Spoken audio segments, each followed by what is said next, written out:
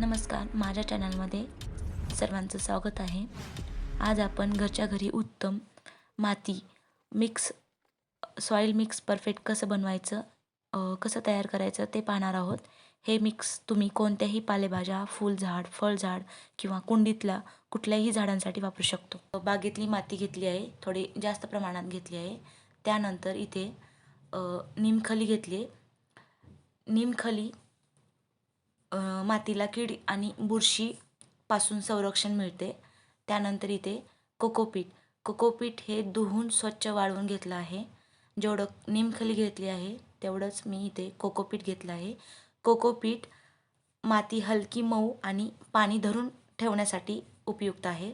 त्यानंतर इथे वर्मी कंपोस्ट घेतलं आहे। हे वर्मी कंपोस्ट मी घरीच बनवलं आहे। त्यानंतर वर्मी कंपोस्ट हे झाडांना नैसर्गिक पोषण देण्यासाठी उपयुक्त आहे।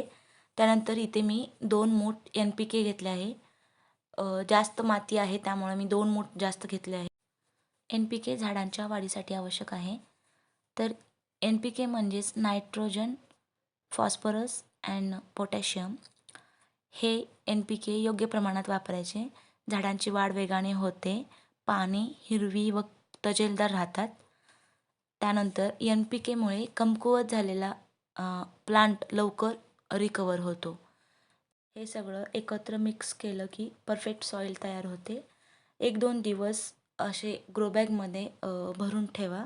1-2 दिवस मातीला पाणी द्या, त्यामुळे खत मातीमध्ये चांगले मिसळून जाईल आणि नंतर थोडे थोडे पाणी द्या। त्यानंतर तुम्ही झाड लावू शकता। जर तुम्ही गार्डनिंग सुरू करत असाल तर हे सॉइल मिक्स तुमच्यासाठी परफेक्ट आहे। Thanks for watching. Happy gardening. अजून असे गार्डनिंग व्हिडिओ पाहण्यासाठी माझं चॅनल नक्की सबस्क्राईब करा। भेटूया नेक्स्ट व्हिडिओमध्ये। बाय।